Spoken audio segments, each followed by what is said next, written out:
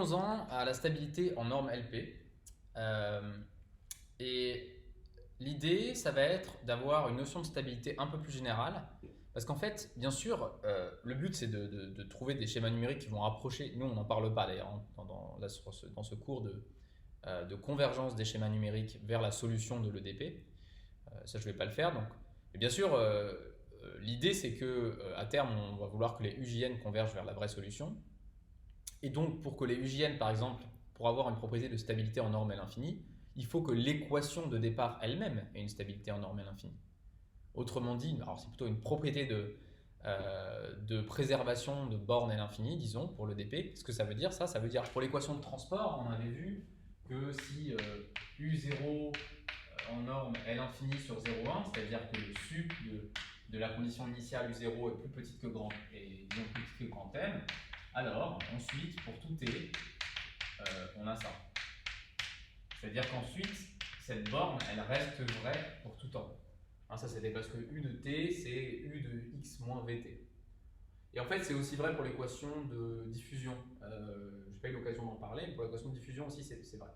Donc, c'est pas trop une surprise que faisant des schémas numériques pour ces équations-là, si ces schémas ne sont pas faits de manière complètement absurde, on puisse espérer que ce qu'on dit au niveau discret, c'est-à-dire au niveau des schémas numériques, cette propriété reste vraie. Et on a envie qu'elle soit encore vraie. Et ça tombe bien parce que quand elle reste vraie au niveau discret, on a vu que, on verra en TP, que ça veut dire que les schémas se comportent correctement, il n'y a pas des oscillations qui apparaissent. Bon, et malheureusement, il y a des équations, notamment beaucoup d'équations qui viennent de la physique, où on n'a pas du tout cette propriété-là. C'est-à-dire qu'on peut avoir une borne à l'infini sur la donnée initiale, et pourtant que plus tard, cette borne puisse être violée pour la solution. On va avoir des situations très souvent, justement, dans notre problème venant de la physique, où les bornes vont être non pas dans L infini, mais dans L2. Voilà, c'est ce genre de choses qu'on va avoir. Donc du coup, au niveau du schéma numérique, on a intérêt à se demander si le schéma numérique qu'on construit ne satisfait pas cette propriété. Auquel cas, là aussi, le schéma numérique, ça veut dire qu'il ne peut pas faire n'importe quoi.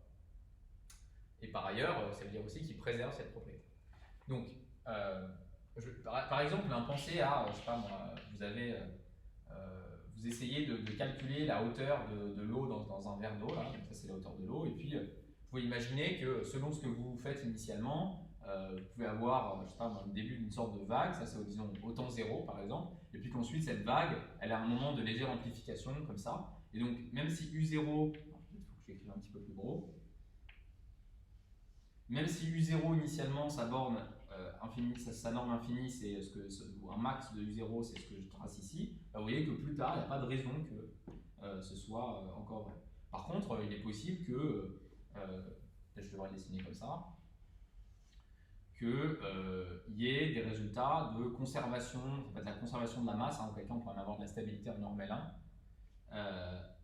Mais bref, vous pouvez imaginer que ce qui va se passer, par contre, c'est plutôt une sorte de conservation d'intégrale sous la courbe.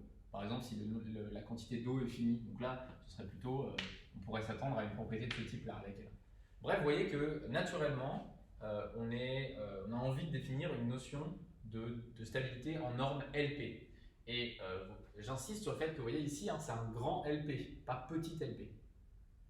On n'est pas en train de regarder les normes sur les vecteurs, même si on va définir ces normes pour les vecteurs. Le but, c'est d'avoir des normes qui nous rappellent, qui sont proches, en un certain sens, des normes d'espace de Lebesgue, hein, des espaces LP que vous voyez dans d'autres cours par ailleurs.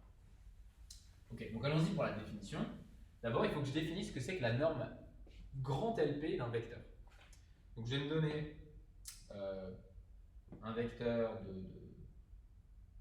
disons,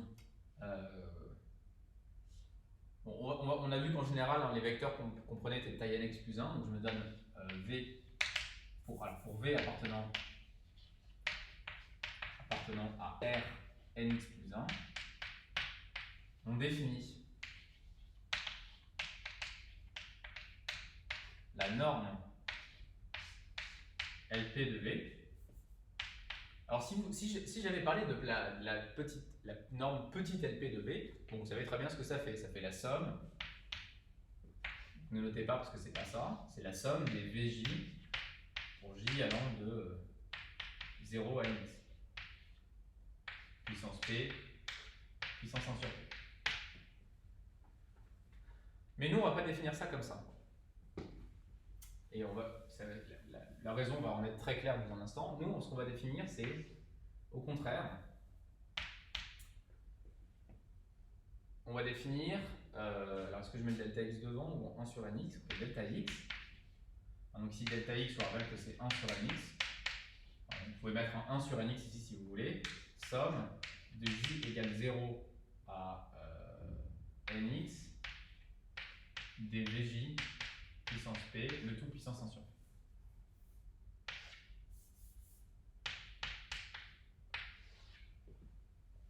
Vous voyez, c'est la norme petit lp classique, sauf qu'il y a une constante devant. Delta x puissance 1 sur p, c'est une brave constante. Ça. P étant fixé, delta x étant fixé, c'est une brave constante. On pourrait dire c'est vraiment pourquoi tant de souffrance. Bah, la raison, elle est simple. C'est que je vous rappelle que nous, le but, c'est qu'on veut que cette chose-là approche la norme grand LP d'une fonction quand, bien sûr, plus delta x est petit. Et là, vous voyez que, j'espère, vous reconnaissez, ça ressemble à une somme de Riemann, ça.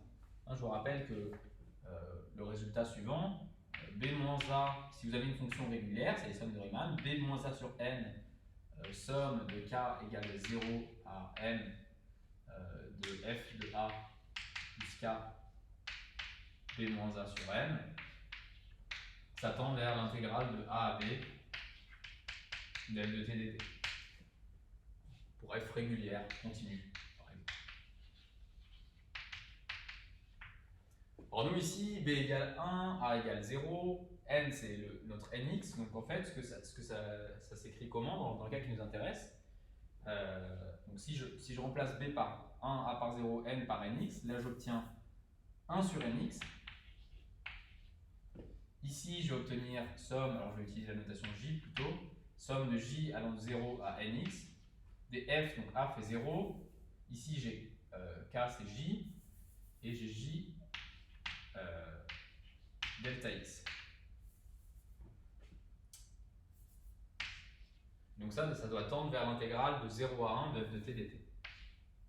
Alors bien sûr, la convergence c'est quand n tend vers plus l'infini, nx ici. Pour cette relation-là, je l'applique en particulier à la situation où f c'est valeur absolue de f puissance p pour une certaine fonction. Donc je vais peut-être les réécrire. Pour ça, je vais l'écrire comme fonction g, disons, g régulière. Donc, si j'écris ça pour g égale f puissance p, j'obtiens quoi? J'obtiens 1 sur nx. Ça, je vous fais la remarque que je vais écrire un tout petit peu différemment. Vous voyez que ça, c'est rien d'autre que delta x. Donc delta x, somme pour j allant de 0 à nx de f puissance, je vais écrire comme ça, peut-être f de xi de j, pardon. Ça, j delta x, c'est ce qu'on appelle le point xj. Donc c'est f de xj puissance p. Tend quand nx tend vers plus l'infini. Je vous rappelle que delta x tend vers plus, nx tend vers plus l'infini, c'est pareil que delta x tend vers 0. Ça tend vers l'intégrale de 0 à 1 de f puissance f de x puissance p dx. Alors là, on est content parce que ça dit quoi? Ça dit que du coup, si pour Vj, avec cette définition-là, pour Vj égale f puissance, alors Vj égale f de xj. Alors, regardons cette notation-là. Vous voyez que j'ai exactement cette chose-là, là, avec Vj égale f de xj, modulo que je n'ai pas la puissance 1 sur p. Donc ce que j'obtiens, la norme de v, je répète que ça c'est exactement la norme de v à la puissance p, donc si je passe à la puissance 1 sur p, ça c'est la norme de v. La norme de v, p, ça tend vers, étant passé à la puissance 1 sur p dans cette limite, la puissance 1 sur p de ce truc-là tend vers la puissance 1 sur p de ce truc-là, c'est-à-dire l'intégrale de 0 à 1 de f de x, puissance p de x, le tout puissance 1 sur p. Ça, vous reconnaissez la norme LP, grand LP de f.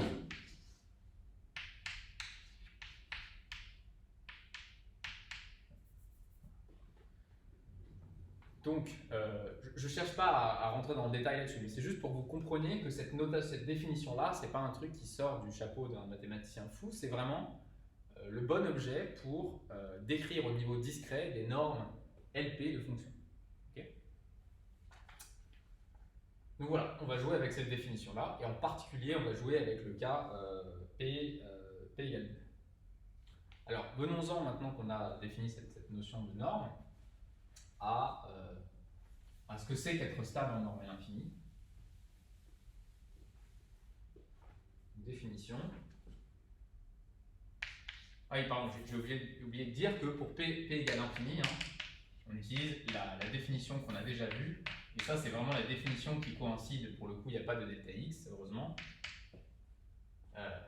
La norme infinie de V, c'est le classique. C'est juste le max pour J appartenant à 0 nx dv. Et donc la définition, c'est la suivante. Définition. On dit qu'un schéma défini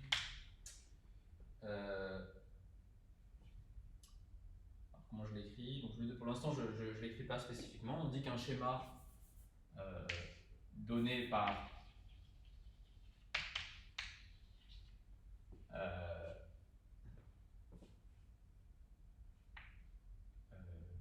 une récurrence donc qui permet de calculer des Vn à partir de V0, de calculer Vn pour n, mais sur n ici appartenant à 0 nc à partir de V0,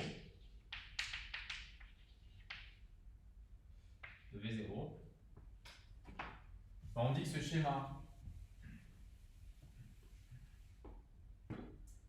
est stable en norme LP. Ça va être exactement la définition qu'on avait donnée pour le cas L infini. Si, attention, la norme LP, donc ça va être non pas la norme petite LP, mais la norme que je viens de définir avec le delta x dans la puissance P, là, dans la puissance 1 sur P, pardon. Si, pour tout V0 appartenant à R nx plus 1, il existe K, strictement positif, tel que pour tout V0 appartenant à nx plus 1, pour tout n appartenant à 0 nt, bien, je peux dire que la norme P de Vn est plus petite, une constante donc, fois la norme P de V0.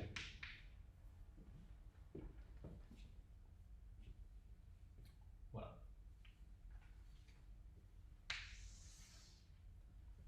Voilà pour la stabilité en norme LP.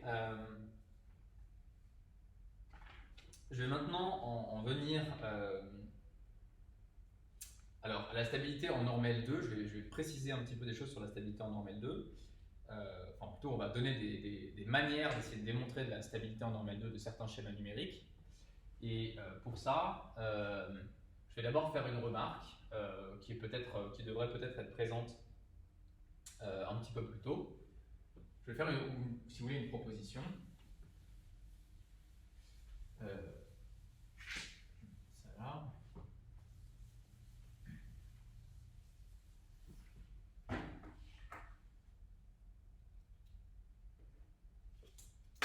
Donc, cette proposition, c'est quoi? C'est de constater que beaucoup des schémas qu'on a regardés, c'est des schémas qui s'écrivent dans la récurrence que j'ai écrite de manière abstraite. On a des Vn qui se calculent à partir de V0.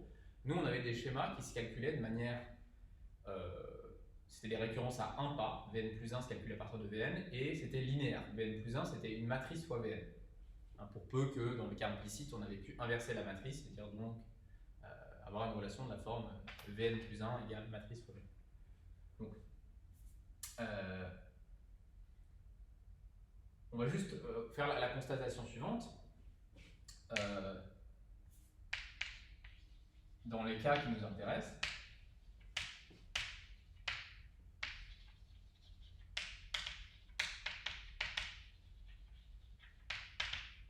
j'ai Vn plus 1 qui est la relation de référence, c'est Vn plus 1 égale B fois Vn pour une certaine matrice B.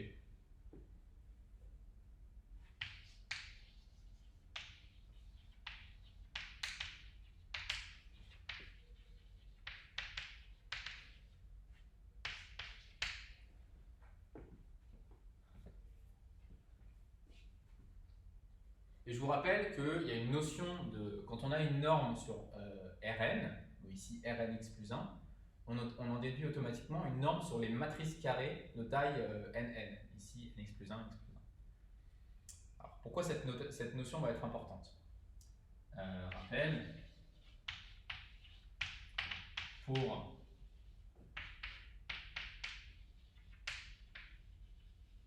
une norme sur RD, disons, disons RP, pour une norme sur RP, on en déduit une norme sur les matrices de taille P fois P, sur MP de R, dite subordonnée. Alors, très mauvaise notation RP, ça va être une notation de. Donc, je vais appeler ça, disons, R grand N. On a déduit dite subordonnée par. Ben, c'est l'amplification maximale que la matrice peut faire à un vecteur dans cette norme. Donc, vous avez un vecteur, vous regardez sa norme, puis ensuite vous regardez en sortie, vous avez la matrice, disons B, vous regardez B fois le vecteur et vous regardez sa norme. Et vous faites le quotient pour voir à quel point B a amplifié la norme. Et c'est le maximum, ou en fait le suprémum de ces quotients que vous appelez la norme de B.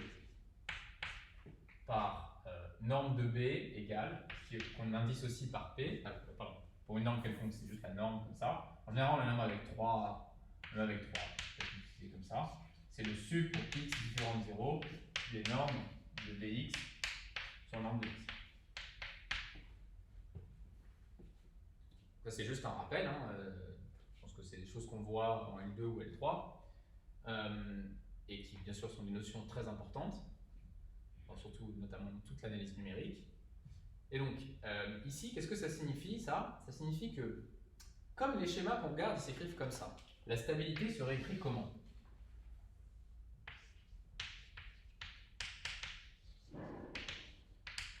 La stabilité serait écrite. Je rappelle que la stabilité, c'était il existe K strictement supérieur à 0, tel que pour tout V0, pour tout N, on a norme de Vn qui est plus petit que K fois V0. Bon, mais bien sûr, nous, dans le cas qui nous intéresse, on a une expression explicite, peut-être pas du tout calculable numériquement, ou en tout cas pas de manière, nécessairement de manière itérative, c'est que Vn, c'est B puissance n fois V0. Ici, donc, dans le cas qui nous intéresse,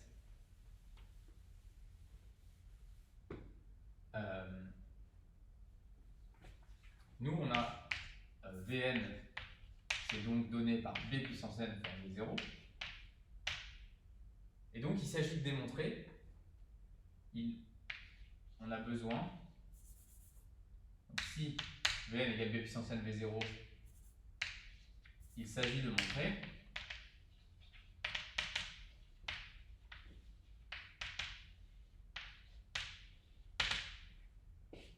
quoi? De montrer cette inégalité-là, c'est-à-dire B puissance n V0 plus petit que K fois V0,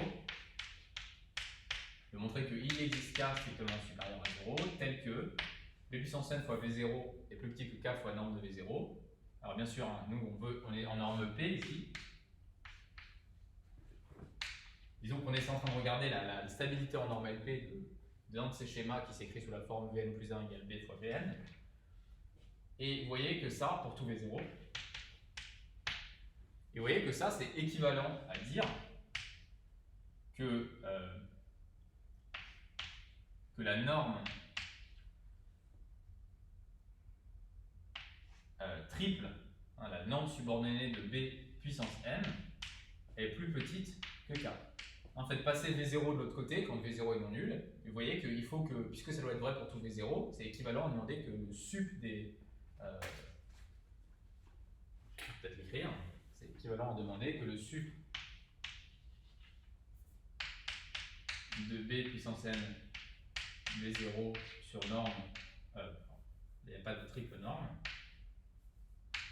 de V0 est plus petit que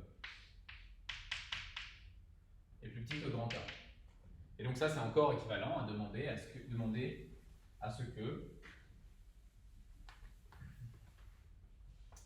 alors bien sûr là c'est les normes P, et je vais noter la norme, quand je vais noter la norme triple de B puissance n, je vais la noter avec un indice P aussi pour dire que c'est la norme subordonnée à la norme P. Donc ça c'est encore équivalent à peut-être que la norme de B puissance n en norme P est plus petit que grand K pour tout n. Je vous rappelle que ça doit être vrai pour tout V0, pour tout n, pour tout n. Ok, donc du coup on arrive à une proposition, un schéma Vn sous la forme Vn plus 1 égale B fois Vn est stable en norme P si et seulement si, vraiment si et seulement si, la norme subordonnée de la matrice, seulement si, il existe K strictement positif, je vais écrire là.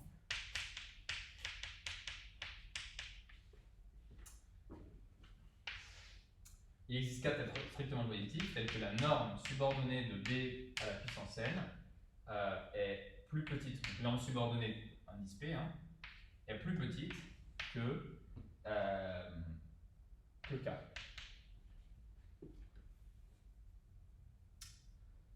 Alors, je vais juste faire une remarque extrêmement simple mais extrêmement importante, c'est dans quel cas ça va être vrai ça? Ben, ça va être vrai en particulier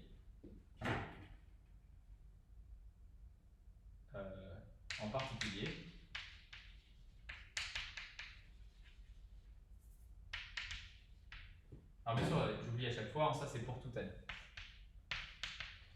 appartenant à 0 nt. Donc en particulier il y a stabilité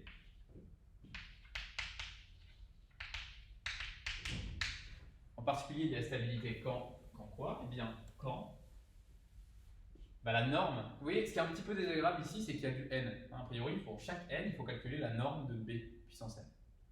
Vous voyez qu'une situation où ça se passe très bien, ça, c'est il y a stabilité si la norme de B est plus petite que 1. Et il y a plein de situations où c'est vrai ça. Ok, alors je vais prouver la proposition, mais du coup il n'y a rien à prouver ou presque, puisque ça je viens de faire le calcul tout à l'heure. J'ai bien expliqué que pour un schéma qui est sous cette forme, être stable en norme LP c'est exactement équivalent à ce que la norme P de la matrice B puissance n soit plus petite qu'un certain grand K. Alors preuve, donc je vais juste prouver ça. Donc, preuve du en particulier. Ça utilise simplement une propriété des normes subordonnées. Moi, je veux vous montrer qu'il y a stabilité. D'après cette équivalence, il suffit que je démontre cette inégalité-là pour un certain K. Et bien sûr, je vais arriver à le faire pour K égale 1. Donc si la norme P de B est plus petite que 1, qu'est-ce que j'en déduis? J'en déduis que pour tout n, la norme B puissance n, alors bien sûr, j'aimerais pouvoir dire que ça c'est pareil ou que ça se compare à la norme de B puissance n. La puissance est sortie de la norme. Ça c'est vrai pour une norme subordonnée avec inégalité. Ok? Donc si j'ai cette inégalité de cette forme, alors je conclus à la stabilité avec K égale 1. Là je peux prendre K égale 1. Alors donc d'où ça vient ça? Je rappelle, Ça clôt complètement la preuve. Je rappelle que si on a une norme subordonnée, c'est-à-dire une norme sur les matrices qui est construite à partir d'une norme sur Rn, et bien on a pour toute matrice B et C, la norme de B fois C est plus petite que la norme de B fois la norme de C. Ça c'est un rappel, et donc du coup en particulier si applique ce résultat-là n fois, la norme de B puissance n c'est plus petit que la norme de B le tout puissance n. Voilà. Donc ça clôt ce qu'on peut dire de manière très simple sur la notion de stabilité en norme LP, à savoir que il y a une équivalence très simple qui consiste à regarder la norme de la matrice B puissance n en norme P, en norme subordonnée. Que si on a quelque chose de plus fort, c'est-à-dire ça, mais on va voir que ça arrive en pratique, eh ben, on peut conclure la stabilité. La suite maintenant, ça va être de se concentrer sur le cas P égale 2, parce que dans le cas P égale 2, ce qui est assez agréable, c'est qu'on a des formules intéressantes pour calculer les normes subordonnées, justement. Pour P différent, on a des formules aussi. Pour P égale infini, c'est relativement facile. Pour P égale 1, et P égale 2, c'est très agréable et c'est lié notamment aux valeurs propres de la matrice. Donc on va discuter de ça. Ça, c'est des résultats que vous avez dû voir en L3. Et de ces résultats-là, on va obtenir des techniques pour essayer de démontrer qu'un schéma numérique est stable en norme L2.